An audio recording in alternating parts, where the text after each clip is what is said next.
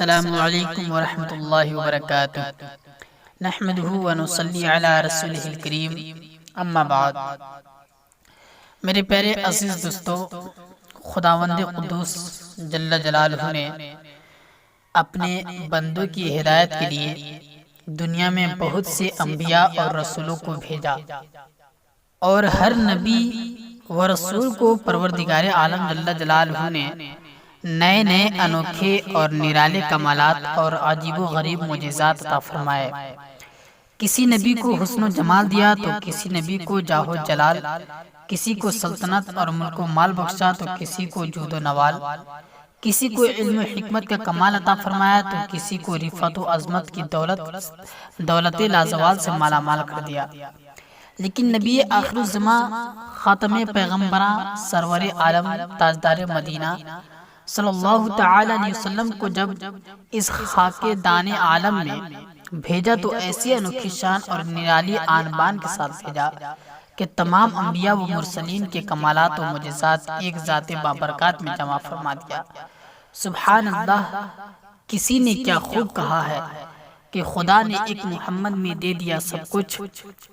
کریم کا کرم بے حساب کیا کہنا، بلکہ بے شمار فضائل و محاسن ایسے عطا فرمائے کہ جن کی عظمت و رفعت تک کسی کا وہم و گمان بھی نہیں پہنچ سکتا۔ حسن و جمال، جاہ و جلال، ملک و مال، جود و نواح، غرض ہر ایک کمال ان کو بخش دیا۔ پھر لطف یہ کہ کمال میں انہیں بے مثل بنا کر بھیجا۔ وہ سید المرسلین بھی ہیں، وہ رحمت للعالمین بھی ہیں، وہ مدثر و مزمل بھی ہیں، اور طٰہٰ و یاسین بھی ہیں، وہ بشیر و نذیر بھی ہیں، اور سراج و منیر بھی ہیں۔ ان کی ہر ادا، ان کی صورت و سیرت، ان کی ذات و صفات، ان کے جسم پاک کا رونگٹا رونگٹا اور بدن اقدس کا بال بال سراپا کمال ہے، اور ان کا ہر کمال خدا کے قسم بے مثل و بے مثال ہے۔ اللہ اللہ، نبی آخر الزماں صلی اللہ تعالی علیہ وسلم کی شان یکتائی کا کیا کہنا۔ روز ازل ہی میں خداوند قدوس نے تمام انبیاء و مرسلین سے یہ عہد و پیمان لیا کہ تم سب تمام زندگی نبی آخر الزماں صلی اللہ تعالی علیہ وسلم کی تشریف آوری کا خطبہ پڑھتے رہنا، اور ان کی نصرت و رفاقت کے لیے ہر دم کمر بستہ رہنا، اور ان پر ایمان لا کر اپنے سینے کو ان کی محبت کا مدینہ بنائے رکھنا۔ چنانچہ اللہ تبارک و تعالیٰ نے فرمایا کہ تمام نبیوں سے یہ عہد لے لیا کہ جب میرا آخری پیغمبر شفیع محشر صلی اللہ علیہ وسلم جلوہ گر ہو تو تم سب کے سب ان پر ایمان لانا اور ان کی حمایت و نصرت کرنا۔ یہی وجہ ہے کہ حضرت آدم علیہ السلام سے لے کر کے حضرت عیسیٰ علیہ السلام تک تمام انبیاء و مرسلین اپنی زندگی بھر نبی آخر الزماں صلی اللہ علیہ وسلم کی تشریف آوری کا خطبہ پڑھتے رہے اور ان کی مدح و ثنا کے گیت گاتے رہے۔ بستی بستی، جنگل جنگل، بڑے بڑے ریگستانوں میں، اونچے اونچے پہاڑوں کی چٹانوں پر ان کی شان رحمت اور بشارت کا واز گاتے رہے، اور ان کے حسن و جمال اور ادائے بے مثال کے گن گاتے رہے۔ ایک شاعر نے کہا ہے کہ خلیل اللہ نے جس کے لیے حق سے دعائیں کی، ذبیح اللہ نے وقت ذبح جس کی التجائیں کی، جو بن کر روشنی پھر دیدہ یعقوب میں آیا، جسے یوسف نے اپنے حسن کے نیرنگ میں پایا، وہ جس کی یاد میں داؤد نے نغمہ سرائی کی، وہ جس کے نام پر شاہ سلیمان نے گدائی کی، دل یحییٰ میں ارماں رہ گئے جس کی زیارت کے، لب عیسیٰ پہ آئے واز جس کی شان رحمت کی۔ غرض ہر نبی و رسول ان کی مدح و ثنا کا خطیب اور ان کی عظمت کا نقیب رہا، اور ہر پیغمبر ان کی الفت و محبت سے خوش نصیب رہا۔ کسی نے کیا خوب کہا ہے کہ ندانم آ گلے خنداں چرنگ و بو دارد، کہ مرغ ہر چمنے آرزوئے او دارد۔ یعنی میں کچھ نہیں جانتا اور کچھ نہیں بتا سکتا کہ وہ کھلتا، وہ ہنستا ہوا پھول کتنا عجیب رنگ اور کیسے انوکھی خوشبو رکھتا ہے کہ چمن رسالت کا ہر پرند اس کی آرزو اور تمنا میں چہچہا رہا ہے، اور اس کی الفت و محبت کا دم بھر رہا ہے۔ پڑھیے درود پاک، اللہم صلی علی سیدنا شفیعنا مولانا محمد بارک وسلم، صلو علیہ الصلوۃ والسلام علیک یا رسول اللہ صلی اللہ علیہ وسلم۔ برادران ملت اسلامیہ، سبحان اللہ، سرکار دو جہاں کی شان بے مثالی کا کیا کہنا۔ ایک مرتبہ حضرت جبریل امی علیہ السلام سلطان کونین کے دربار پرعظمت میں حاضر ہوئے تو حضور علیہ السلام نے دریافت فرمایا، ہے جبریل، آپ نے پوری دنیا کی سیر کی، تمام پیغمبروں کا دربار دیکھا، ہر نبی و رسول کے جمال کا دیدار کیا، بڑے بڑے سلاطین حسن و جمال کی شان جمالی دیکھی، یہ تو بتائیے میرا مثل و مثال بھی کہیں آپ کی نظروں سے بھی گزرا؟ اس وقت جبریل علیہ السلام نے عرض کیا، یا رسول اللہ، میں نے طبقات زمین کو الٹ پلٹ کر دیکھا، مشرق و مغرب کا کونا کونا اور شمال و جنوب کا گوشہ گوشہ دیکھا، بڑے حسن و جمال والوں کی شان جمالی دیکھی، جلوے دیکھے، مگر واقعہ یہ ہے کہ حضرت حسان بن ثابت رضی اللہ تعالیٰ عنہ نے اس واقعے کو مضمون کسی اس طرح کھینچے ہیں کہ وَأَجْمَلُ مِنْكَ لَمْ تَرَقَّتْ عَيْنِي وَأَكْمَلُ مِنْكَ لَمْ تَلِدِ النِّسَاءُ خُلِقْتَ مُبَرَّأً مِنْ كُلِّ عَيْبٍ كَأَنَّكَ قَدْ خُلِقْتَ كَمَا تَشَاءُ، یعنی اے حسن و جمال کے تاجدار احمد مختار، آپ سے بڑھ کر کوئی حسن و جمال والا میری آنکھ نے کبھی نہیں دیکھا، اور آپ سے بڑا صاحب کمال تمام جہان کی عورتوں کے آغوش میں کبھی کوئی پیدا ہی نہیں ہوا، تو خالق حسن و جمال نے آپ کو ہر عیب سے بری اور پاک پیدا فرمایا ہے، گویا آپ کی مشیت ہی کے مطابق خلاق عالم نے آپ کی تخلیق فرمائی۔ برادران ملت، در حقیقت آپ کی شان بے مثالی کا بیان تو کس گنتی میں ہے؟ بڑے بڑے بادشاہان زمان، بڑے بڑے بادشاہان زبان و قلم بھی آپ کی شان جمالی و بے مثالی کے منظر کشی نہیں کر سکے۔ حضرت بلبل شراج جناب صادق علیہ رحمٰن نے میدان نعمت میں طبع آزمائی کی تو یہ کہہ کے خاموش ہو گئے، یا صاحب الجمال و یا سید البشر من وجهك المنیر لقد نفر القمر لا يمكن الثناء كما كان حقه بعد از خدا بزرگ تو یہ قصہ مختصر، یعنی اے حسن و جمال کے مالک اور اے نوع انسانی کے سردار، آپ کے روئے منیر سے چاند بھی نور کی بھیک مانگتا ہے، اور بلا شبہ چاند کو بھی آپ ہی کے نور سے روشنی ملی ہے، ورنہ چاند کی حقیقت ہی کیا ہے، اور نور جمال محمدی سے چاند کو کیا نسبت؟ چاند سے تشبیہ دینا یہ بھی کا انصاف ہے، چاند میں تو داغ ہے اور ان کا چہرہ صاف ہے۔ آپ کی مدح و ثنا کما حق ہو تو ممکن ہی نہیں ہے، بس مختصر بات یہ ہے کہ خدا کے بعد سب سے زیادہ عزت و عظمت والے بزرگی اور تقدس والے اعزاز و اکرام والے یا رسول اللہ صلی اللہ علیہ وسلم آپ ہی ہیں۔ اے مسلمانوں، تو اپنے نبی کے بارے میں وہ بات مت کہنا جو نصارہ نے اپنے نبی کے بارے میں کہی، باقی اس کے سوا تو اپنے نبی کی مدح و ثنا میں جو کچھ بھی کہہ ڈالے اور نہایت ہی عزم و یقین کے ساتھ کہہ ڈالے، کوئی دقت نہیں ہے۔ چلا جا مطلب یہ ہے کہ نصارہ نے اپنے نبی حضرت عیسیٰ علیہ السلام کو خدا یا خدا کا بیٹا کہا، تو مسلمان کے لیے ہر کسی کی جائز نہیں ہے کہ وہ اپنے نبی کو خدا یا خدا کا بیٹا کہے، لیکن اس کے سوا بڑی سے بڑی تعریف و توصیف اور اونچی سے مدح و ثنا جو کچھ کر سکتا ہے وہ سب کچھ اپنے نبی صلی اللہ علیہ وسلم کے شان میں بے دھڑک کر سکتا ہے۔ انہیں خلیفۃ اللہ العظم کہا، مالک رقاب الامم کہو، ساقی کوثر، شافع محشر، مالک کونین، سلطان دارین، قاسمی نعمت، مختار جنت، جو کچھ بھی کہا جائے سب جائز و درست ہے، مگر کہ ان کے درجات رفیع و مراتب جلیلہ کے لحاظ سے یہ سب کچھ کم ہی ہے۔ برادران اسلام، در حقیقت سچی بات تو یہ ہے کہ خدا کے محبوب تاجدار دو عالم صلی اللہ علیہ وسلم کی مدح و ثنا کسی بشر سے کما حق ہو ممکن ہی نہیں ہے،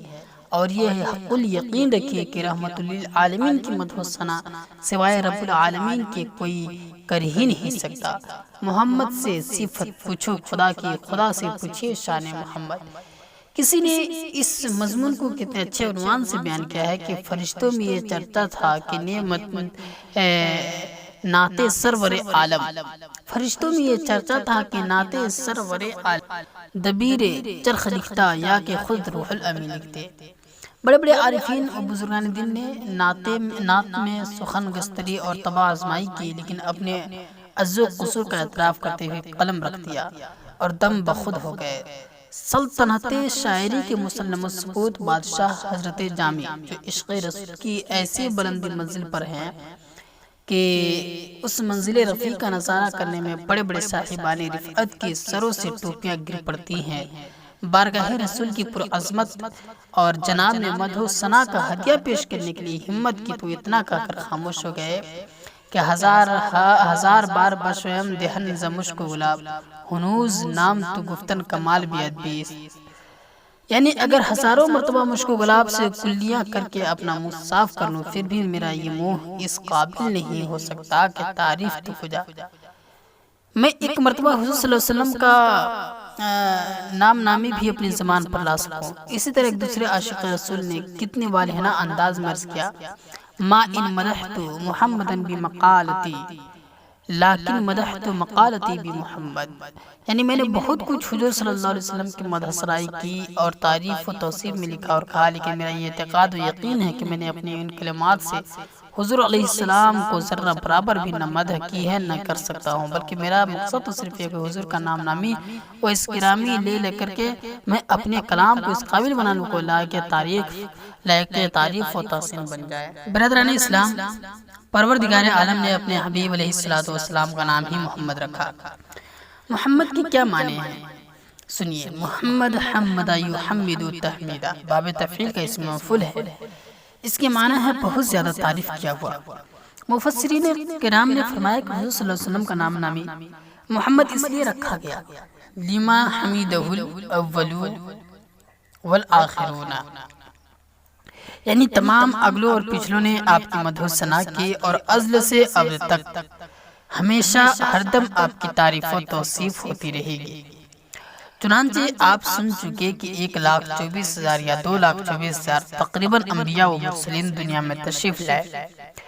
اور یہ سب کے سب نبی آخر الزمان خاتم پیغمبرہ محمد رسول اللہ صلی اللہ علیہ وسلم کی تعریف و توصیف اور مدح و ثنا کا خطبہ پڑھتے ہوئے تشریف لائے، اور ان تمام انبیاء کی امتوں نے بھی خدا کے آخری پیغمبر شفیع محشر صلی اللہ علیہ وسلم کے ذکر جمیل اور ان کی ثنا و صفت میں رطب اللسان رہ کر خدا کی خدائی میں پیارے محمد کی مصطفی کا ڈنکا بجایا اور دونوں جہاں میں حامد و محمود ہونے کی سعادت حاصل کی ہے۔ اللہ اللہ آپ کا رتبہ صلی اللہ علیہ وسلم پڑھتی ہے دنیا، رتبے کا خطبہ صلی اللہ علیہ وسلم صرف دنیا ہی میں نہیں بلکہ میدان حشر میں بھی، جب حضور صلی اللہ علیہ وسلم شفاعت کبریٰ کے بلند مقام پر رونق افروز ہوں گے تو تمام اولین و آخرین بلکہ انبیاء و مرسلین آپ کی محبوبیت کبریٰ اور شفاعت عظمیٰ کو دیکھ کر آپ کی مدح و ثنا اور تعریف و توصیف کا ایسے ولولہ انگیز خطبہ پڑھیں گے کہ تمام دنیا، تمام میدان محشر میں پیارے رسول کی شان مصطفی کا ڈنکا بج جائے گا۔ یہی وہ مقام ہے جس کو قرآن مجید میں رب العالمین نے ارشاد فرمایا، عسیٰ ان یبعثک ربک مقاما محمودا، یعنی اے پیغمبر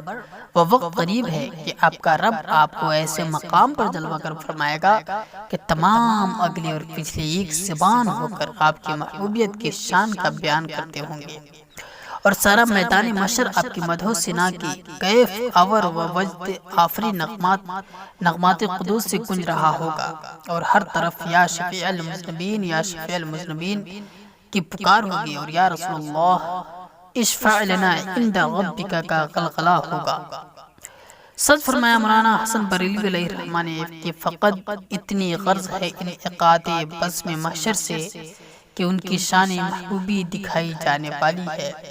سبحان اللہ، آپ دنیا میں بھی محمد ہیں اور آخرت میں بھی محمد ہیں، آپ اس جہان میں بھی محمد ہیں اور اس جہان میں بھی محمد ہیں، آپ خالق کے بھی محمد ہیں اور مخلوق کے بھی محمد ہیں، کیوں نہ ہو کہ آپ کا نام ہی ہے محمد صلی اللہ علیہ وسلم۔ پڑھیے درود شریف، اللہم صلی وسلم علی سیدنا محمد وآلہ وصحبہ۔ محترم سامعین، میں عرض کر رہا تھا کہ تمام انبیاء و مرسلین حضور رحمت للعالمین کی مدح و ثنا کے خطیب و نقیب بن کر دنیا میں تشریف لائے۔ اب یہ بھی سنیے کہ تمام آسمانی کتاب بھی نبی آخر الزمان صلی اللہ علیہ وسلم کے ذکر جمیل سے اس طرح مالا مال ہے کہ گویا ہر آسمانی کتاب نعت نبی صلی اللہ علیہ وسلم کا ایک جامع مجموعہ ہے۔ خود قرآن مجید کو اگر ایمانی نظروں اور محبت رسول کی نگاہوں سے مطالعہ کیا جائے تو ایسا معلوم ہوگا کہ ہر آیت نعت نبی صلی اللہ علیہ وسلم کا ایک خوشنما و خوشبودار پھول ہے، اور پورا قرآن مجید گویا نعت شریف کی گلہائے رنگا رنگ کا ایک حسین و خوبصورت گلدستہ ہے۔ چنانچہ اس گلدستہ نعت یعنی قرآن مجید کے انہیں خوشنما پھولوں میں سے ایک حسین و خوشنما اور رنگین پھول سورہ انبیاء کی وہ آیت کریمہ بھی ہے جو میں نے خطبہ کے بعد آپ بزرگوں اور بھائیوں کے سامنے تلاوت کی ہے۔ وَمَا أَرْسَلْنَاكَ إِلَّا رَحْمَةً لِلْعَالَمِينَ۔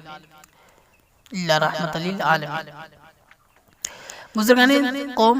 اور برادران ملت اسلامیہ، اس مبارک آیت کا ترجمہ یہ ہے کہ پیغمبر ہم نے آپ کو سارے جہاں کے لیے رحمت بنا کر بھیجا۔ سبحان اللہ، غور کرنے کا مقام ہے کہ خداوند عالم نے قرآن مجید میں جب اپنا تعارف فرمایا تو فرمایا الحمدللہ رب العالمین، یعنی اے بندو تمہارا اللہ ہے جو سارے جہان کا پالنے والا ہے۔ اور عالمین کے معنی سارا جہان یعنی خدا کے سوا ساری خدائی لامکان، سارے عالم، ساری خدائی العالمین ہے۔ تو رب العالمین کے معنی یہ ہوئے کہ زمین و آسمان، مکان لامکان، سارے عالم، تمام جہان کا پروردگار اور کل سنسار کا پالنہار اللہ ہے۔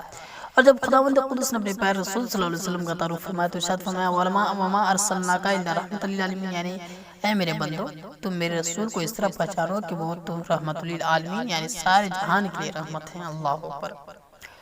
قرآن مجید نے فرما دیا خدا رب العالمین ہے اور رسول رحمت للعالمین، جس کا صاف مطلب یہ ہوگا خدا سارے جہان کا پالنے والا ہے اور رسول سارے جہان کے لیے رحمت ہے۔ خدا جن جن چیزوں کو پالتا ہے رسول ان سب چیزوں کے لیے رحمت ہے۔ تو اس کا ماحصل یہ ہوا کہ جہاں جہاں خدا کی ربوبت و کبریائی ہے بلا شبہ وہاں محمد کی مصطفیٰ بھی ہے، اور جو جو چیزیں خدا کی خدائی میں داخل ہیں یقیناً وہ سب چیزیں پیارے مصطفیٰ صلی اللہ علیہ وسلم کی کالی رحمت والی کملی میں پناہ لینے والی ہے۔ اب آپ بتا دیجئے کہ کون سی چیز ایسی ہے جو خدا کی ربوبت اور پرورش میں داخل نہیں ہے؟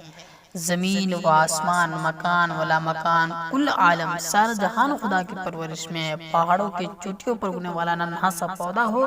یا سمندروں کی گہرائیوں میں رہنے والا بغیر ہاتھ پاؤں کا کیڑا ہو، عالم جن و انس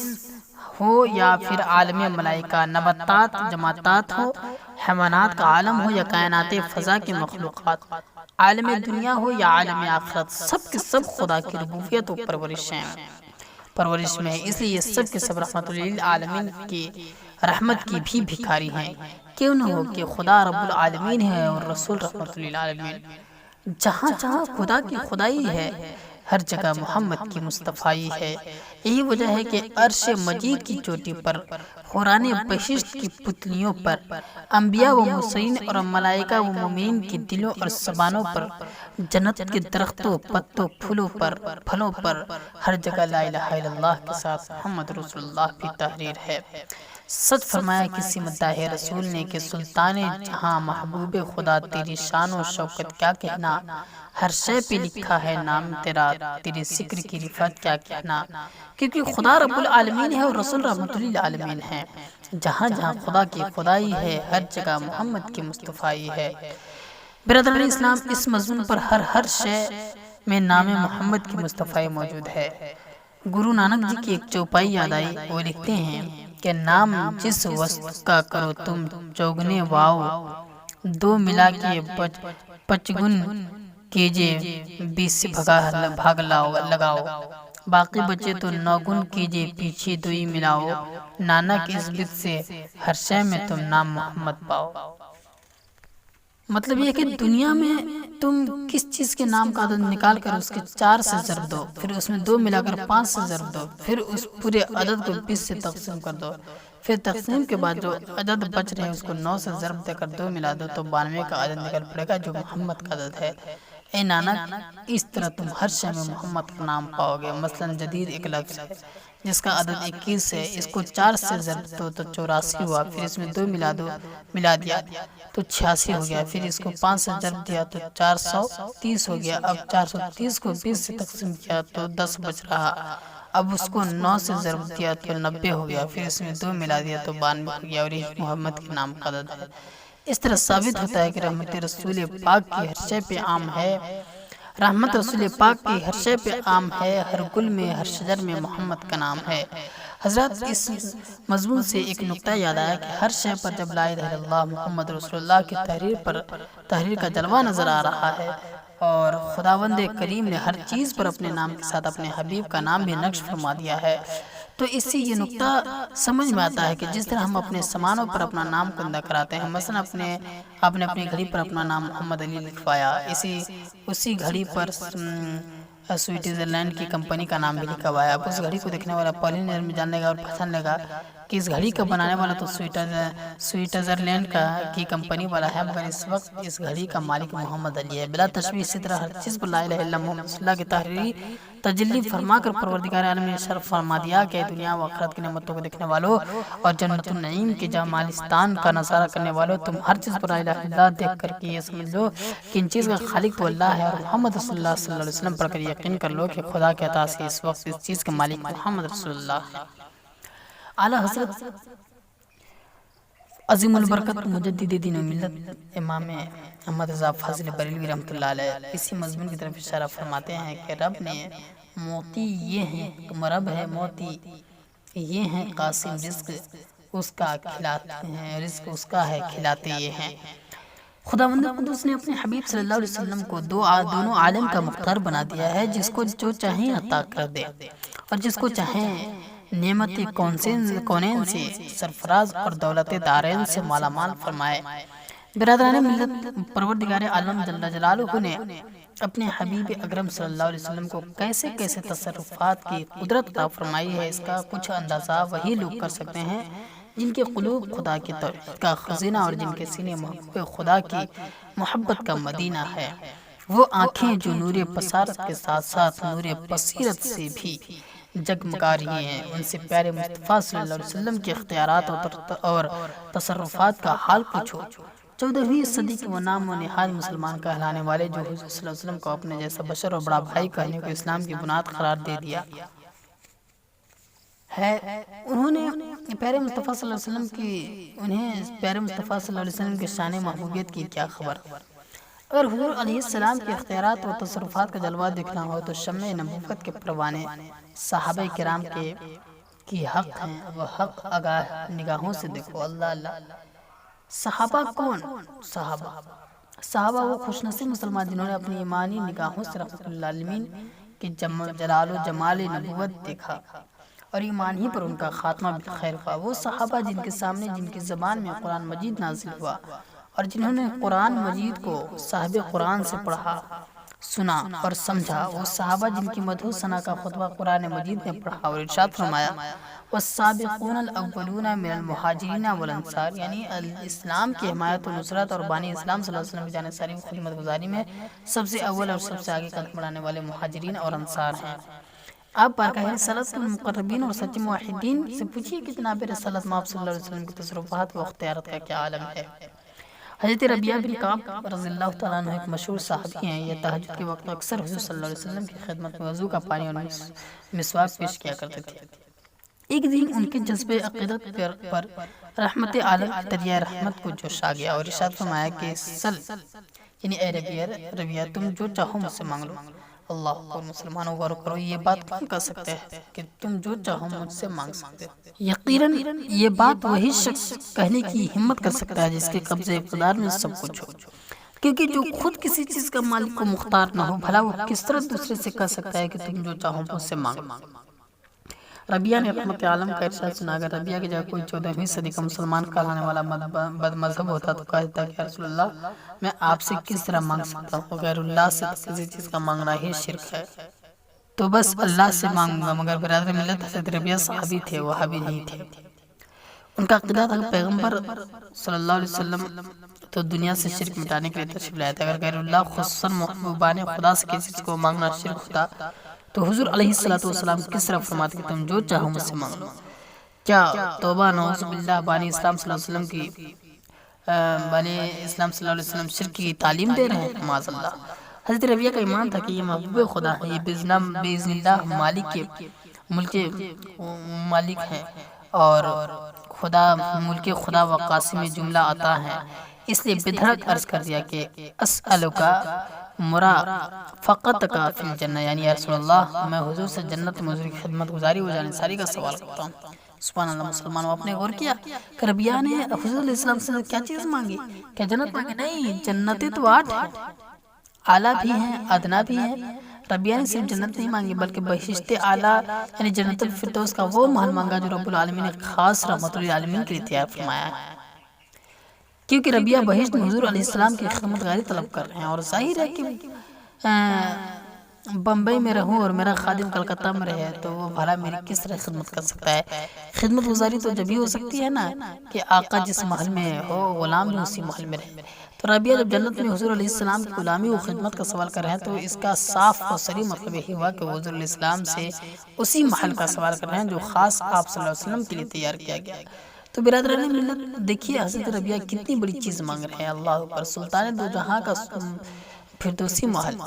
اپنی سکونت کے لیے طلب کر رہے ہیں۔ مسلمانوں اب غور کرنے کا مقام ہے کہ اگر حضور علیہ السلام کو کچھ بھی اختیار نہ ہوتا تو آپ صاف صاف فرمایا دیتے اے ربیہ میری اتنی قدرت کہاں کہ میں تجھے جنت کا یہ محل عطا کر دوں۔ اور مسلمانوں جس طرح آسمان میں ستارے چمک رہے ہیں اسی طرح کتابوں میں یہ حدیث چمک دمک رہی ہے۔ آنکھ سے دیکھ لو، جان لو، پہچان لو کہ محبوب خدا نے حضرت ربیہ کو نہ ڈانٹا نہ جھڑکا، نہ اپنی عاجزی و تہی دستی کا اظہار کیا بلکہ انتہائی سنجیدگی اور پورے اطمینان کے ساتھ فرمایا وغیر ذالک، یعنی اے ربیہ تیری یہ مراد تو میں تجھے عطا کر چکا، بول کیا اور بھی کوئی تمنا ہے تو میں تیری وہ بھی آرزو پوری کر دوں۔ سبحان اللہ۔ اپنے ایک ادنا غلام سرکار کو دو جہاں نے بہشت بری کا اعلیٰ محل عطا فرما دیا، اور ابھی بھی دریائے رحمت اس قدر جوش میں ہے کہ فرما رہے ہیں ربیہ اس کے سوا اگر اور بھی تجھ کو مانگنا ہے تو مانگ لے۔ سبحان اللہ۔ کیوں نہ؟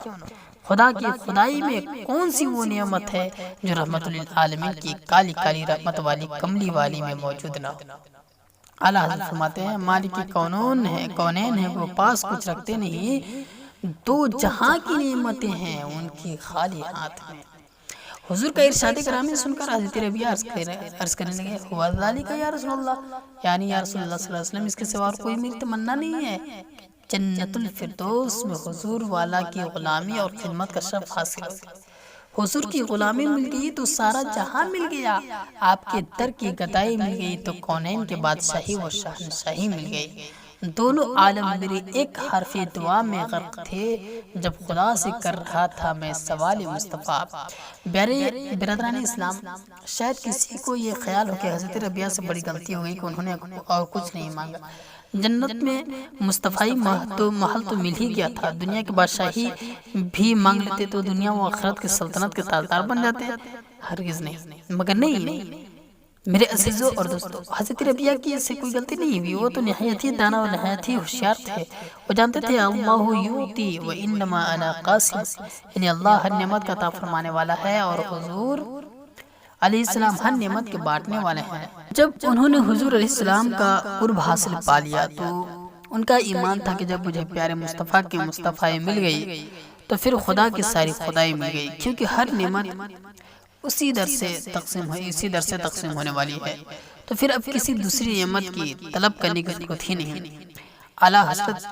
علیہ رحمہ فرماتے ہیں کہ خدا کا یہی ہے در، نہیں اور کوئی مفر مقر، جو وہاں سے ہو یہیں آ کے ہو، جو یہاں نہیں تو وہاں نہیں۔ حاضرین محترم، مجھے اس وقت بغداد شریف کی ایک حکایت یاد آ گئی۔ ایک مرتبہ ہارون رشید خلیفہ بغداد نے ایک نمائش منعقد کرائی جس میں سلطنت بھر کے نوادرات و عجائب نمائش کے لیے رکھے گئے۔ جب نمائش ختم ہو گئی تو بادشاہ نے اعلان کرا دیا کہ میرے خدام و غلاموں میں سے جو شخص جس چیز پر ہاتھ رکھ دے گا وہی اس کا مالک ہے۔ یہ اعلان سنتے ہی پیٹو حریص لوگ تو لذیذ و خوش ذائقہ مٹھائیوں کی طرف دوڑ پڑے اور فرنیچروں اور سامانوں کے دلدادہ اپنے اپنے پسند کے فرنیچروں پر ہاتھ رکھ کر کھڑے ہو گئے۔ सोने चांदी के तलबगारों ने दिरहमों दिनार और जेवरात पर छापा मारा। गर्ज तमाम लवंडी व गुलाम अपनी अपनी पसंदीदा चीजों पर टूट पड़े, मगर एक लवंडी सारी नुमाइश का चक्कर लगाती रही और किसी चीज पर हाथ नहीं रखा, बल्कि हर तरफ से घूम फिर कर आई और हारून रशीद बादशाह के पीठ पर हाथ रखकर खड़ी हो गई। बादशाह ने कहा, नादान लवंडी, इतनी बड़ी नुमाइशगाह में तूने किसी चीज पर हाथ नहीं रखा और मेरी पीठ पर हाथ रख करके खड़ी हो गई। लवंडी ने जवाब दिया कि बादशाह, आपका कौल है कि जो शख्स जिस चीज पर हाथ रखते वो वही उस चीज का मालिक है। ए बादशाह, मैंने पूरी नुमाइशगाह में गश्त किया, मगर मैंने गौर किया कि अगर मैं सोने चांदी पर हाथ रखती हूँ तो मुझे सिर्फ सोना चांदी ही मिलेगी, अगर मैं लिबास या फर्नीचरों पर हाथ रखती हूँ तो सिर्फ लिबास और फर्नीचर ही मेरे हाथ आएगा। अगर जिस चीज पर हाथ रखूंगी सिर्फ वही चीज मुझे मिलेगी। तो मेरे अक्ल ने यह फैसला किया कि क्यों न मैं उस पर हाथ रख दूं कि वो अगर मुझे मिल गया तो सारी नुमाइश का चीज है, पूरी सल्तनत का सारा सामान मुझे मिल जाएगा। इसलिए मैंने बादशाह आपके पीठ पर हाथ रख दिया, आप मेरे हो गए तो पूरी अब्बासी सल्तनत का जाहो जलाल मेरी मुट्ठी में होगा। और ऐसी ऐसी सैकड़ों नुमाइशों के नवादिरात मेरे कदमों के ठोकर का फुटबॉल बने होंगे। हारून रशीद ने यह फैसला कर दिया कि सबसे ज्यादा अक्लमंद यही लौंडी है। तो बिरादर मिल्लत इस्लामिया ये अर्ज कर रहा था कि जब हुजूर अलैहिस्सलाम ने फरमाया कि राबिया तुम कुछ और भी मांग लो, तो राबिया ने यही जवाब दिया कि हुआ तालिक, यानी या रसूलल्लाह, जब हुजूर का दर दौलत मुझे मिल गया तो वो दौलत दारैन का सारा सामान बल्कि दोनों जहां मुझे मिल गया, लिहाजा अब किसी दूसरी नेमत की तलब करने का सवाल ही नहीं पैदा होता। जनाब राबिया की इस हुस्न अक़ीदत व इखलास को देखकर सरकार दो आलम सल्लल्लाहु अलैहि वसल्लम ने सिर्फ इतना इरशाद फरमाया, फ़अइन्नी अला नफ्सिका बिकसरति सुजूद, यानी ए रबिया तुम कसरत से नमाज पढ़कर मेरी अपनी ज़ात पर इयानत करो ताकि मैं अपने वादे के मुताबिक जन्नतुल फिरदौस के मुस्तफ़ाई महल में तुमको अपनी खिदमत के लिए मुअय्यन करके तुम्हें अपनी नवाजिशों की दौलत से माला माल करके बाज़ार आखिरत का सबसे निराला पूंजीपति, सबसे बढ़कर मालदार, बल्कि सल्तनत आखिरत का एक खास ताजदार बना दो। हजरत क्यों न हो जी, ये सुल्तान दारैन व ताजदार कौनैन है, ये अगर अपने किसी गुलाम को जन्नत बख्श दे तो उसमें कौन सा ताज्जुब का मकाम है। उनके गुलाम को रब्बुल आलमीन ने ऐसी महबूबियत और ऐसे तसर्रुफात की कुदरत व ताकत फरमाई है कि वो अपने नियाजमंदों को बेइज़्ने इलाही जन्नत का महल अता फरमा देते हैं। मशहूर वाक़या है, हज़रत बहलुल दाना मजजूब और शहर बगदाद के बाहर रेतीले मैदान में रेत के घर घुरंदे बना रहे थे और मलिक बगदाद जुबैदा वहाँ से गुजरी और अर्ज करने के हजरत यहाँ मैदान में आप क्या बना रहे हैं। बहलुल दाना ने नहायत ही लापरवाही से जवाब दिया कि मैं यहाँ पर मैदान में जो है जन्नती महल बना रहा हूँ। जुबैदा ने कहा कि क्या आप कोई महल मेरे हाथ फरोख्त नहीं करेंगे। बहलुल दाना कहने लगे, हाँ मैं बनाता भी हूँ और बेचता भी हूँ। जुबैदा बोली कि अच्छा, तो फिर एक महल आप मुझे दे दीजिए, जो कीमत आप फरमाए मैं देने को तैयार हूँ। बहलुल दाना ने फरमाया कि जाओ, 30 दिरहम में एक महल मैंने तुम्हारे हाथ भेज दिया। खुश अक़ीदा मलिका जुबैदा 30 दिरहम उस मजलूम दरवेश को के कदमों पर डालकर रवाना हो गई। घर जाकर अपने शौहर हारून रशीद बादशाह बगदाद से ये माजरा बयान किया तो बादशाह जुबैदा के भोलेपन पर हंस दिया, मगर जब रात में सोया तो ख्वाब में देखा कि मैदान मशरक़ कायम है और जन्नती महलात नजरों के सामने है। अचानक उसने देखा कि एक महल मलिक बगदाद जुबैदा का नाम लिखा हुआ है। मर्दों की तो आदत ही होती है कि बीवी की हर चीज़ को अपनी ही समझते हैं। हारून रशीद ये समझकर महल में दाखिल होने लगा, ये तो मेरी बीवी जुबैदा ही का महल है, मगर फरिश्तों ने धक्का देकर बेकबीनी और से बाहर निकाल दिया और कहा, मियाँ ये दुनिया नहीं है, शौहर बीवी के हर चीज़ पर अपना कमाजा जमा लेता है, दुनिया में होता है, यह आलम आखिरत है, यहाँ दुनिया का दस्तूर नहीं चलेगा, यहाँ तो जो चीज़ जिसकी है वही उस पर काबिज हो सकता है। हारून रशीद मुंह लटकाया चले आए, मगर जब आंख खुली तो एक सन्नाटा छा गया और जुबैदा के जन्नती महल खरीदने और फिर उस पर जो है अपने हंस देने का वाक़या याद आ गया। हमारे अफसोस और नदामत के परेशान दिमाग हो गया और रात काटना दोपहर हो गया। सुबह होती अपना ख्वाब जुबैदा से बयान कर कहा कि जल्दी मुझे बहलुल दाना के दरवेशी दरबार में पहुंचा दो और देखा कि आप बदस्तूर रेत के घुरंदे निहायत इन्हमाक के साथ बनाए जा रहे हैं। हारून रशीद बोला, हुजूर मैं भी एक जन्नती महल खरीदूंगा। बहलुल दाना ने जवाब दिया कि हाँ तुम भी खरीद लो। हारून रशीद ने कहा कि हुजूर कितनी कीमत है। फरमाया कि एक महल कीमत 30,000 दिरहम। हारून रशीद कहने लगा, हुजूर आपने तो ब्लैक मार्केट में हिंदुस्तान के नबियों को भी मात कर दिया। ابھی کل ہی تو آپ نے میری بیوی کو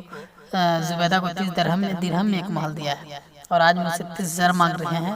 بہلول نے نہایت ہی اطمینان کے ساتھ جواب دیا کہ بھائی تمہاری بیوی نے بغیر دیکھے ہوئے محل خریدا تھا اور تم دیکھ بھال کر خرید رہے ہو، اس لیے دام بڑھ گئے ہیں۔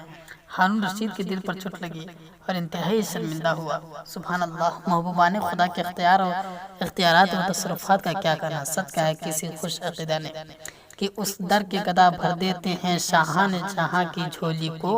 محتاج کا جب یہ عالم ہے مختار کا عالم کیا ہوگا۔ پڑھیے درود، اللہم صلی علی سیدنا شفیعنا حبیبنا نبینا مولانا محمد بارک وسلم صلی علیہ السلام علیکم یا رسول اللہ صلی اللہ علیہ وسلم۔ برادران اسلام، میں یہ عرض کر رہا تھا خدا رب العالمین ہے اور رسول رحمت للعالمین، یعنی جہاں جہاں خدا کی خدائی ہے ہر جگہ مصطفیٰ کی مصطفائی بھی ہے۔ یہی وجہ ہے کہ زمین و آسمان بلکہ سارے جہان کی ہر چیز جس طرح خدا کو جانتی، پہچانتی اور مانتی ہے، اسی طرح ہر چیز پیارے مصطفیٰ صلی اللہ علیہ وسلم کو بھی جانتی، پہچانتی اور مانتی ہے۔ چنانچہ حضور صلی اللہ تعالی وسلم نے خود ارشاد فرمایا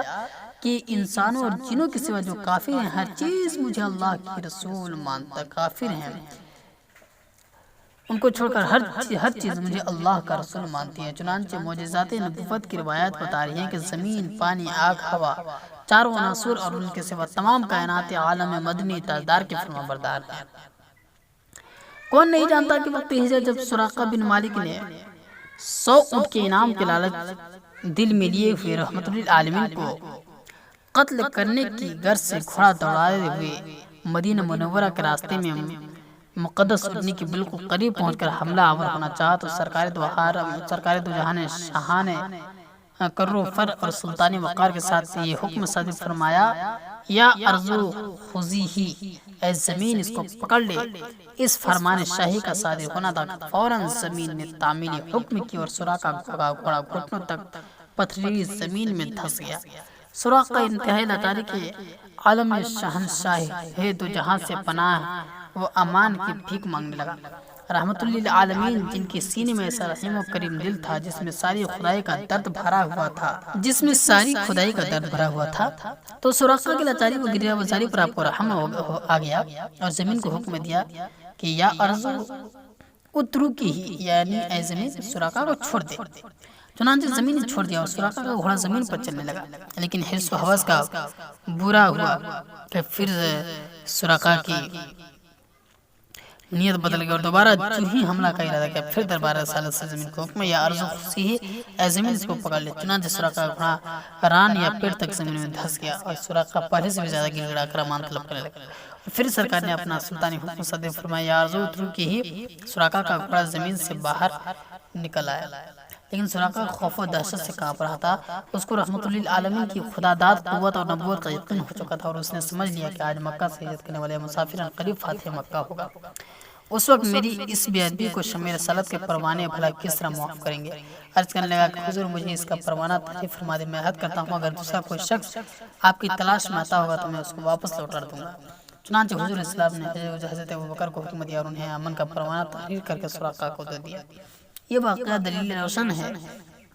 کہ زمین جس طرح رب العالمین کو جانتی پہچانتی اور مانتی، اسی طرح وہ رحمت للعالمین کو بھی جانتی پہچانتی اور مانتی ہے۔ کیوں نہ ہو کہ خدا رب العالمین ہے اور رسول رحمت للعالمین، جہاں جہاں خدا کی خدائی ہے ہر جگہ محمد کی مصطفیٰ ہے۔ صحیح بخاری و مسلم میں حضرت انس رضی اللہ عنہ سے روایت ہے کہ رسول اللہ صلی اللہ علیہ وسلم کی خدمت میں ایک شخص وحی لکھتا تھا، اچانک یہ بد نصیب مرتد ہو کر مشرکین سے جا ملا۔ حضور علیہ السلام نے اس کے حق میں فرما دیا کہ زمین اس کو قبول نہیں کرے گی۔ حضرت انس رضی اللہ تعالیٰ عنہ کہتے ہیں کہ مجھ سے حضرت ابو طلحہ رضی اللہ تعالیٰ عنہ نے بیان کیا کہ میں خود اس زمین پر پہنچا اور جب بچشمے خود دیکھا کہ اس کی لاش زمین پر پڑی ہوئی تھی اور لوگوں نے بتایا کہ ہم نے اس کو بار بار دفن کیا مگر زمین اس کو قبول نہیں کرتی اور اس کی لاش باہر نکال پھینکتی ہے۔ حضرات یہ دونوں واقعات اس بات کی دلیل ہیں کہ زمین حضور علیہ السلام کے تابع فرمان ہے اور زمین حضور علیہ السلام کی تصرف کی قدرت میں من جانب اللہ حاصل ہے۔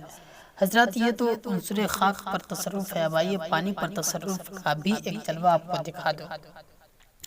ابن سعد سالم بن ابی الجعد سے روایت ہے کہ ایک مرتبہ حضور علیہ السلام نے ایک مشک پانی بھر کر صحابہ کی ایک جماعت کو عطا فرمایا اور فرمایا کہ اس مشک کو لے لو، یہ تمہارے راستے کا توشہ ہے۔ صحابہ نے منزل پر پہنچ کر جب بھوک سے بےتاب ہو گئے تو دیکھا کہ کیا نظر آیا، پورا مشک جو ہے دودھ سے بھری ہوئی اور مشک کے منہ پر مکھن جمع ہوا ہے۔ صحابہ نے مکھن کھایا اور دودھ نوش فرما کر سیراب ہو گئے۔ سبحان اللہ، پانی بھی حضور کی نبوت کا مصداق اور تابع فرمان ہے۔ آپ پانی کو دودھ بن جانے کا حکم دے تو پانی دودھ بن جاتا ہے۔ حضرات مٹی اور پانی پر تصرف تو آپ نے سن لیا، اب آگ اور ہوا پر تصرف کی بھی ایک ایک مثالیں سن لیجیے۔ مشہور واقعہ ہے کہ حضرت انس رضی اللہ تعالیٰ عنہ نے صحابہ و تابعین کو دعوت کھلائی، اور جب دسترخوان میں داغ دھبے پڑ گئے تو آپ نے اس دسترخوان کو آگ سے بھرے ہوئے تنور میں ڈال دیا۔ تمام مہمان یہ دیکھ کر حیران رہ گئے اور سب لوگ اسی انتظار میں تھے کہ اب دسترخوان جلے گا اور دھواں نکلے گا، مگر ہوا یہ کہ تھوڑی دیر بعد اس دسترخوان کو تنور سے نکالا تو وہ صاف اور سفید اور تمام مل کچل سے صاف ہو گیا تھا۔ قوم نے پوچھا کہ اے پیارے صحابی، کیا وجہ ہے کہ یہ دسترخوان آگ میں نہیں جلا بلکہ صاف اور سفید ہو گیا؟ تو حضرت انس نے فرمایا کہ اس کے نہ جلنے کی وجہ یہ ہے کہ اس دسترخوان میں حضور صلی اللہ علیہ وسلم نے بار بار اپنے دست مبارک اور دہن شریف کو صاف فرمایا ہے، اس لیے احتراماً آگ اس کو نہیں جلاتی ہے بلکہ صاف ستھرا کر دیتی ہے۔ اے جہنم کی آگ اور عذاب سے ڈرنے والے دل، تو بھی اس مقدس ہاتھ اور مبارک ہونٹ سے نزدیکی حاصل کر۔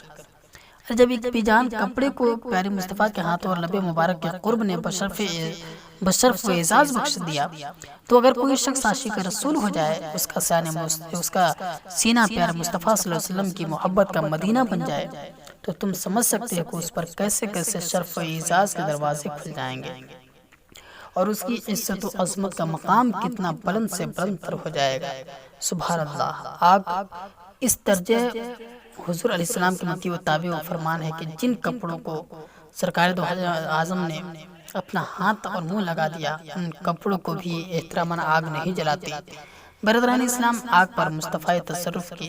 اس سے بڑھ کر اور کیا مثال ہو سکتی ہے؟ غزوہ احزاب میں جب کفار کے لشکر جرار نے مدینہ منورہ کا محاصرہ کر لیا، ایک دن سرکار دو عالم صلی اللہ تعالی علیہ وسلم نے خبر دی کہ آج کی رات میں ایک ایسی خطرناک آندھی آئے گی کہ جو شخص کھڑا ہوگا وہ اجڑ جائے گا، اور یہی آندھی ان کفار کے خیموں کو اکھاڑ پھینکے گی اور ان کے گھوڑوں کو آپس میں ٹکرا دے گی۔ چنانچہ فرمان مصطفیٰ صلی اللہ علیہ وسلم کے مطابق یہ ہلاکت خیز آندھی آئی جس نے لشکر کفار کو جھنجھوڑ کر رکھ دیا،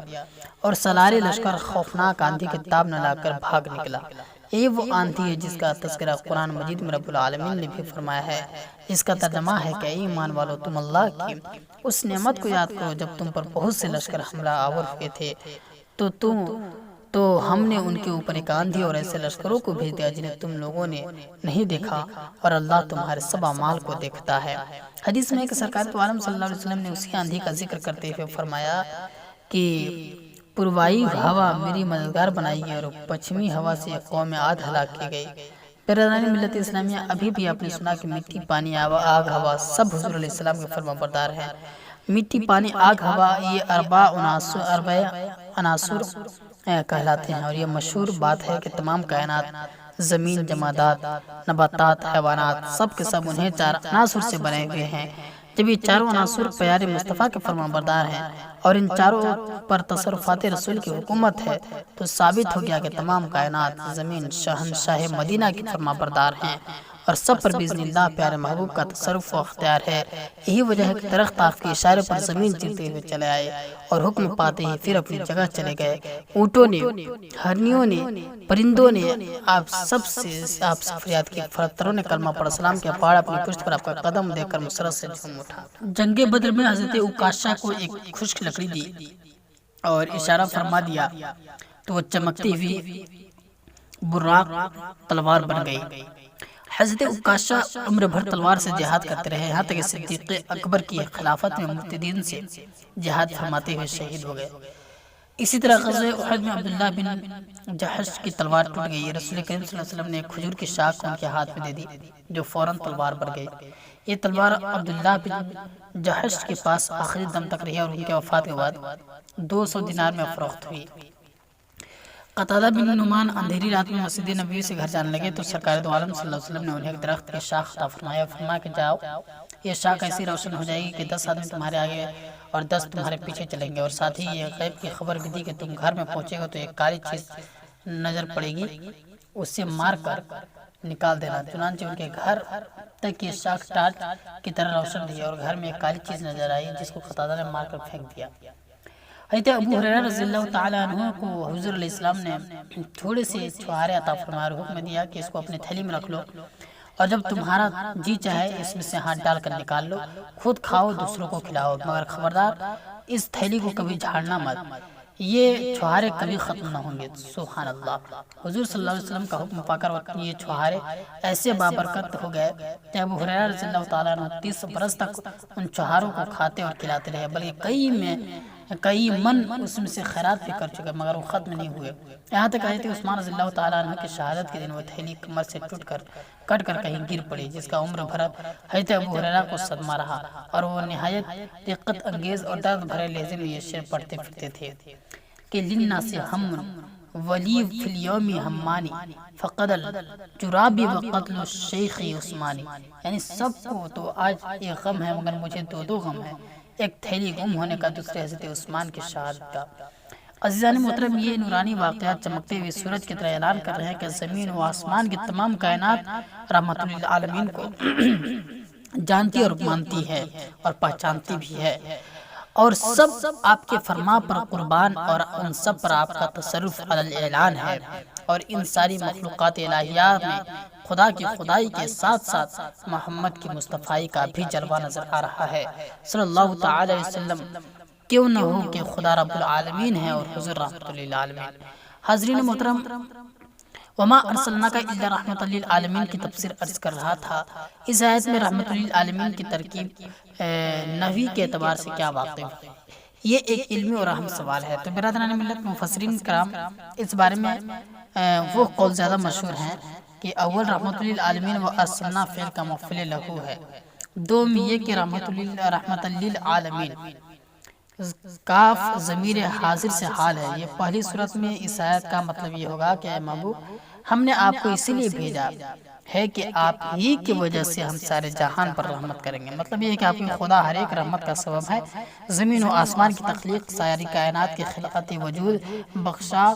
دنیا و آخرت کی تمام نعمتوں کو پیدا کرنا، انبیاء و مرسلین کے مراتب جلیلہ و معجزات کثیرہ عطا فرمانا، تمام کتب سماویہ کا نازل کرنا، اولیاء کاملین و شہداء و صالحین کے عظیم المرتبت منازل پر فائز کرنا، یہ سب خدا کی رحمتیں ہیں، مگر ان سب رحمتوں کا سبب حضور محبوب خدا صلی اللہ تعالی وسلم کی ذات والا صفات ہی ہے۔ یہ آیت کریمہ جھنجھوڑ کر متنبہ کر رہی ہیں کہ قرآن پر ایمان لانے والوں، اس نقطہ سے غافل مت رہنا کہ خدا کی ساری رحمت محبوب خدا ہی کی وجہ سے ہے، کیونکہ خداوند عالم نے آپ کو تمام رحمتوں کا سبب بتایا ہے۔ اگر آپ نہ ہوتے تو نہ زمین ہوتی، نہ آسمان ہوتا، نہ سارا جہان ہوتا، جس کو جو نعمت ملی وہ جہاں جہاں رحمت الہی کا ظہور ہوا۔ یقین رکھیے اور ایمان لائیے کہ یہ سب کچھ حضور علیہ السلام ہی کے فعل میں ہے، کیونکہ خداوند قدوس کا ارشاد ہے کہ اے محبوب، ہم نے آپ کو اسی لیے بھیجا ہے کہ آپ کی وجہ سے ہم سارے جہان پر اپنی رحمت فرمائیں گے۔ تو اس سے ثابت ہوا کہ ہر رحمت خداوندی کا دروازہ رسول ہی کا در پاک ہے۔ یہی وہ ایمان افروز مضمون ہے جس کے پالا حضرت قبلہ قدس سرہ العزیز نے نہایت ہی لطیف اشارے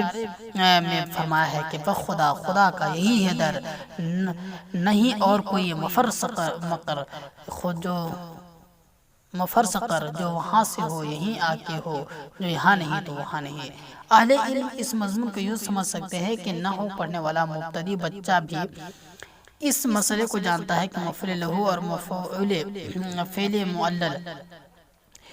بہ کا فاعل ایک ہی ہوتا ہے، اور مفعول لہو فعل معلل بہ کا سبب ہوا کرتا ہے۔ تو اس آیت میں جب رحمت للعالمین ارسلنا فعل کا مفعول لہو ٹھہرا تو ارسلنا اور رحمتن دونوں کا فاعل خداوند عالم ہی ہوا۔ تو اس سے معلوم ہوا کہ حضور علیہ السلام کا عرض جو ہے کو بھیجا ہی اس لیے گیا کہ خداوند قدوس آپ کی وجہ سے سارے جہان پر رحمت فرمائے۔ دوسرا قول یہ ہے کہ رحمت للعالمین کاف ضمیر حاضر سے حال واقع ہوا ہے۔ اب اس صورت میں آیت کریمہ کا ترجمہ یہ ہوگا، اے محبوب ہم نے آپ کو اس حال میں بھیجا ہے کہ آپ تمام جہان کے لیے رحمت ہیں۔ برادران ملت، رحمت مصدر ہے، جب یہ کاف ضمیر حاضر سے حال واقع ہوا تو یہ مصدر یقیناً اس میں فاعل راحمن یعنی رحمت کرنے والے کے معنی میں ہوگا، مگر بجائے راحمن کے رحمتن مصدر مبالغہ کے طور پر لایا گیا۔ اب اس آیت کریمہ کا یہ مطلب ہوا کہ حضور علیہ السلام راحم یعنی سارے جہان پر رحمت فرمانے والے ہیں، اور سارے جہان آپ کا مرحوم یعنی آپ کی رحمت سے نوازا ہے۔ یاد رکھیے کہ ہر مرحوم اپنے راحم کا محتاج ہوتا ہے، یعنی رحمت پانے والا رحمت ادا کرنے والے کا محتاج ہوتا ہے، رحمت ادا کرنے والا اور رحمت پانے والے کا محتاج نہیں ہوتا۔ آیت کریمہ نے صاف صاف بتا دیا کہ حضور علیہ السلام رحمت عطا فرمانے والے ہیں اور سارا جہاں ان کی رحمت پانے والا ہے۔ لہٰذا اس آیت کریمہ سے یہ مسئلہ بھی ثابت ہو گیا کہ سارا عالم حضور علیہ السلام کا محتاج ہے، اور آپ عالم میں سے کسی چیز کے محتاج نہیں ہیں، آپ صرف خدا کے محتاج ہیں اور ساری خدائی آپ کی محتاج ہے۔ اسی مضمون کو عارف رومی نے اپنی عارفانہ انداز میں کہا، خوب ارشاد فرمایا کہ ذی سبب فرمود حق صلو علیہ کہ محمد بود محتاج نیلے، یعنی خداوند عالم نے اسی وجہ سے سارے عالم کو دربار رسالت میں صلاۃ والسلام کا نذرانہ پیش کرنے کے لیے حکم فرمایا کہ سارا عالم شہنشاہ رسالت کا محتاج ہے۔ حاضرین کرام، اب غور کیجیے اور انصاف فرمائے کہ قرآن مجید سارے عالم پر رحمت فرمانے والا اور سارے عالم کو ان کی رحمت کا محتاج بتا رہا ہے، اور عارف رومی اعلان کر رہے ہیں کہ حضور علیہ السلام عالم میں سے کسی کے محتاج نہیں بلکہ مختار ہیں، اور سارا عالم ان کا محتاج ہے۔ مگر دیوبندیوں کے پیشوا مولوی اسماعیل دہلوی تقویۃ الایمان میں کہیں یہ لکھتے ہیں کہ جس کا نام محمد یا علی ہے وہ کسی چیز کا مالک و مختار نہیں، کہیں لکھتے ہیں کہ وہ مجبور ہیں، کہیں لکھتے ہیں ان کا مرتبہ قوم کے چودھری اور گاؤں کے زمیندار جیسا ہے۔ سامعین کرام، اب فیصلہ آپ کے ہاتھ میں ہے کہ قرآن کا فرمان اور عارف رومی کا اعلان عقیدہ ایمان ہوگا اور صاحب تقویۃ الایمان کا ہذیان بہرکیف۔ اب جبکہ قرآن سے ثابت ہو گیا کہ حضور علیہ السلام سارے عالم پر رحمت فرمانے والے ہیں اور سارا عالم آپ کی رحمت کا محتاج ہے، تو پھر یہ نقطہ ذہن میں رکھیے کہ قرآن کریم نے کوئی زمانہ معین نہیں کیا کہ فلاں وقت اور فلاں زمانے میں سارا عالم حضور کا مرحوم و محتاج ہے، اور فلاں وقت اور فلاں زمانے میں نہیں، بلکہ قرآن رحمت للعالمین کو مطلق رکھا، جس کا صاف مطلب یہ کہ جب سے عالم ہے اور جب تک رہے گا، ہر زمانے اور ہر وقت میں سارا عالم آپ کا مرحوم و محتاج ہے اور رہے گا۔ اور یاد رکھیے کہ کوئی رحمت پانے والا اس وقت تک رحمت نہیں پا سکتا جب تک رحمت ادا کرنے والا موجود نہ ہو، اور آپ دیکھ رہے ہیں کہ یہ سارا عالم ابھی تک موجود باقی ہے اور رحمت پا رہا ہے، تو ثابت ہو گیا کہ اس عالم کو رحمت ادا کرنے والے حضور علیہ السلام بھی یقیناً موجود، زندہ اور باقی ہیں۔ اسی طرح اس آیت سے حیات النبی کا مسئلہ بھی حل ہو گیا۔ حضور علیہ السلام ابھی قبر شریف میں تمام لوازم حیات کے ساتھ موجود اور زندہ اور باقی ہیں۔ برادران ملت اسلامیہ، ایک مرتبہ بوسطہ کا مطالعہ کر رہا تھا کہ نعت میں شیخ سعدی علیہ رحمہ کا یہ شعر نظر سے گزرا، تو اصلی وجود آمدی از نخست دیگر ہرچے موجود شد فرتست، یعنی یا رسول اللہ آپ وجود کی جڑ بن کر سب سے پہلے تشریف لائے اور دوسری تمام موجودات کو آپ کی شاخیں ہیں۔ فوراً ایک تو نقطہ میرے ذہن میں آیا کہ اس شعر میں جناب سعدی مسئلہ حیات النبی پر روشنی ڈال رہے ہیں، کیونکہ انہوں نے حضور علیہ السلام کو سارے عالم کو جڑ بتایا اور سارے عالم کو آپ کے شاخ فرمایا، اور ایک بچہ بھی اس بات کو اچھی طرح سمجھ سکتا ہے کہ جڑ پہلے موجود ہوتی ہے اور شاخ بعد کو۔ یہی وجہ ہے کہ نور محمد صلی اللہ علیہ وسلم کو خداوند قدوس نے سب سے پہلے موجود فرمایا، اور پھر جس طرح جڑ سے شاخیں نکلتے اسی طرح حضور نے نور محمدی سے سارے جہان کو پیدا فرمایا۔ اور یہ بات بھی ہر عقل و نادان جانتا ہے کہ اگر کسی درخت کے جڑ کٹ جائے تو شاخ فوراً مرجھا کر فنا ہو جاتی ہے، تو اگر حضور علیہ السلام مردہ اور مٹی میں مل جانے والا مان لیا جائے تو گویا سارے عالم کی جڑ کٹ جائے گی، پھر سارا عالم کس طرح باقی رہ سکتا ہے؟ لہٰذا عالم جب شاخ ہے تو اس کی بقا کے لیے ضروری ہے کہ اس کے جڑ یعنی علیہ السلام بھی زندہ رہیں، حضور علیہ السلام بھی زندہ وہ موجود اور باقی رہیں۔ تو گویا حضرت سعدی کی اس شعر کا حاصل مطلب یہ ہوا کہ حضور علیہ السلام موجود ہوئے تو سارا عالم موجود ہوا، اور حضور علیہ السلام اگر موجود نہ رہے تو سارا عالم بھی موجود نہ رہے گا، کیونکہ جڑ کے وجود سے شاخوں کا وجود ہے اور جڑ کے فنا ہونے سے شاخیں بھی فنا ہو جاتی ہیں۔ اعلیٰ حضرت قبلہ نے اس مضمون کو اس طرح بیان فرمایا ہے کہ وہ جو نہ تھے تو کچھ نہ تھا، وہ جو نہ ہو تو کچھ نہ ہو، جان ہے وہ جہان کی، جان ہے تو جہان ہے۔ برادران اسلام، بہرحال حیات النبی کا مسئلہ اہل سنت کا عقیدہ ہے کہ تمام اہل حق کا اس مسئلہ پر اتفاق ہے کہ انبیاء علیہ السلام تمام لوازم حیات کے ساتھ اپنی اپنی قبروں میں زندہ ہیں، اور ان کی حیات جسمانی حیات ہے اور وہ اللہ تعالیٰ کی طرف سے رزق دیے جاتے ہیں۔ اپنی قبروں میں نمازیں پڑھتے ہیں اور قسم قسم کی نعمتوں اور لذتوں سے لطف اندوز ہوتے ہیں، دیکھتے ہیں، سنتے ہیں، کلام فرماتے ہیں اور سلام کرنے والوں کو جواب دیتے ہیں، جہاں چاہتے ہیں آتے جاتے ہیں، اپنی امتوں کے اعمال کا مشاہدہ فرماتے ہیں اور طرح طرح کے تصرفات پاتے ہیں اور فیض و برکات پہنچاتے ہیں اور دنیا میں بہت سے خوش نصیبوں کو اپنے زیارت و دیدار سے مشرف فرماتے ہیں۔ اعلیٰ حضرت فرماتے ہیں کہ انبیاء کو بھی اجل آنی ہے، لیکن اتنی کی فقط آنی ہے، پھر اسی آن کے بعد ان کی حیات مثل سابق وہی جسمانی ہے، روح تو سب کی ہے زندہ، ان کا جسم پر نور بھی روحانی ہے۔ یہی وجہ ہے کہ انبیاء علیہ السلام کی مبارک اجسام قبروں میں سلامت رہتے ہیں۔ روایت ہے حضور صلی اللہ علیہ وسلم نے ارشاد فرمایا کہ تم لوگ جمعہ کے دن بکثرت درود پڑھا کرو، کیونکہ تمہارا درود شریف میرے سامنے پیش کیا جاتا ہے۔ بعض صحابہ نے کہا رسول اللہ ہمارا درود شریف آپ کے سامنے کس طرح پیش کیا جائے گا؟ قبر میں تو آپ کا جسم شریف بکھر چکا ہوگا۔ تو حضور صلی اللہ علیہ وسلم نے فرمایا ان اللہ حرم علی الارض ان تاکل اجساد الانبیاء، اور دوسری روایت میں یہ ہے کہ فنبیت اللہ حیث یرزق، یعنی تم یقین رکھو اللہ تعالیٰ نے زمین پر حرام فرما دیا ہے کہ وہ انبیاء کے جسم کھائے، کیونکہ اللہ کا نبی زندہ ہے اور اس کو روزی بھی ملتی ہے۔ ایک روایت میں بھی ہے کہ الانبیاء احیاء فی قبورہم یصلون، یعنی انبیاء کرام اپنی قبروں میں زندہ ہیں اور وہاں نمازیں بھی پڑھا کرتے ہیں۔ سبحان اللہ، کیسی کیسی کھلی ہوئی دلیلیں ہیں کہ وفات کے بعد تمام حضرات انبیاء بالخصوص حضور سید الانبیاء صلی اللہ علیہ وسلم اپنی جسمانی حیات کے ساتھ وہاں تمام لوازم حیات کے زندہ ہیں۔ اعلیٰ حضرت ارشاد فرماتے ہیں کہ تو زندہ ہے واللہ، تو زندہ ہے واللہ، میری چشم عالم سے چھپ جانے والے۔ برادران ملت اسلامیہ، اب آپ اس موضوع پر سیر حاصل تقریر سن چکے ہو۔ حضور السلام جہار جہان کو رحمت عطا فرمانے والے ہیں اور سارا عالم آپ کی رحمت سے فیضیاب ہے، اور یہ بھی میں عرض کر چکا کہ سارا عالم ازل سے اب تک مصطفی رحمت سے فیض پاتا رہا ہے اور پاتا رہے گا۔ اب یہ نقطہ بھی ذہن نشین کر لیجئے کہ رحمت فرمانے والے کے لیے ضروری ہے کہ وہ جن پر رحمت فرماتا ہے ان کا علم بھی رکھتا ہو، کیونکہ رحمت فرمانے والا جن چیزوں کو جانتا ہی نہیں ہوگا ان پر رحمت کس طرح فرمائے گا۔ تو اسی آیت سے یہ بھی ثابت ہوتا ہے کہ حضور صلی اللہ علیہ وسلم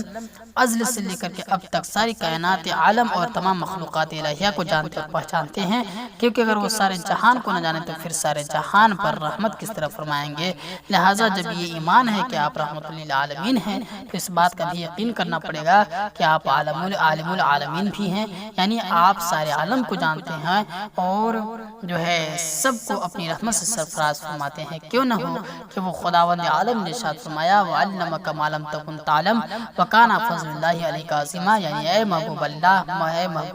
اللہ نے آپ کو ان تمام چیزوں کا علم عطا فرما دیا جن کو آپ نہیں جانتے تھے، اور اللہ کا فضل آپ کے اوپر بہت ہی بڑا ہے۔ برادران ملت، اب اگر کوئی شخص صلی اللہ علیہ وسلم کو رحمت للعالمین تو تسلیم کرے اور عالم ما کان و ما یکن نہ مانے تو وہ ایسا ہی ہے کہ دھوپ اور دن کی روشنی کو تو تسلیم کرتا ہے مگر سورج کے وجود کا انکار کرتا ہے۔ پڑھیے سلام۔ مصطفیٰ جان رحمت پہ لاکھوں سلام، شمع بز میں ہدایت پہ لاکھوں سلام، شہریار رم تاجدار حرم، شہریار رم تاجدار حرم، نوبہار شفاعت پہ لاکھوں سلام،